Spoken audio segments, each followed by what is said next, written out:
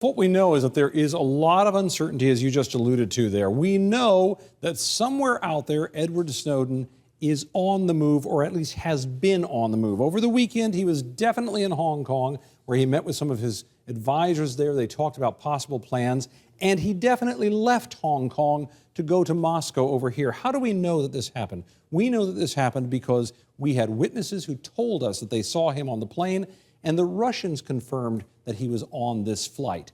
This is really the last point at which anyone has proof of where he was in terms of anyone we know. This is more than 24 hours ago. The Russians, notably, have not said he arrived in Russia. That doesn't mean he wasn't on the plane. It could mean simply that he's still at the airport, sort of in a no man's land, neither here nor there. Think about Tom Hanks in the movie The Terminal. He's not officially arrived, so he could still be there. But this is the last point that we know where he is. Now, this question of whether or not he's moved on to some other location, notably Cuba. Why do we think that's possible? Well, because Aeroflot had a flight that left at 2:55 local time, Moscow time, and will arrive in Cuba in about an hour and a half from now. The reason we don't think he's on this plane, even though this has been one of the plans that has been discussed about where he would go, is because we have someone on that plane who has not seen him, who's looked around the plane and can find no sign of him having boarded. His seat on the plane is empty. The reason he might yet be on the plane is that a van pulled up next to the plane before it took off. Someone got off that van and appeared to get onto the plane, some unknown person.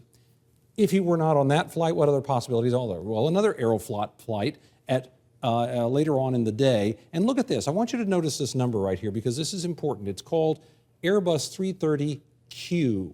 That Q matters. We don't know exactly what it means to the Aeroflot protocols when a flight has this connected to the A330Q, but we do know, the A330 is a type of plane, but we do know that in the past, those that have the Q on them have taken a different flight plan. The earlier flight we're talking about, that would have left Moscow and followed the curve of the Earth up like this to Cuba, which would take it through a considerable portion of U.S. and Canadian airspace.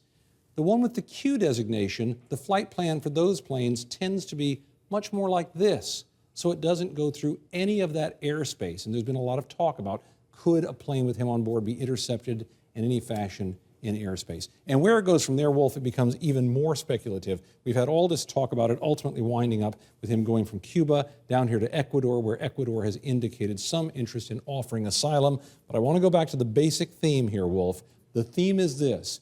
For more than 24 hours, the only thing we have really known about this man is that he left Hong Kong and he went to Moscow, and the rest of it is speculation.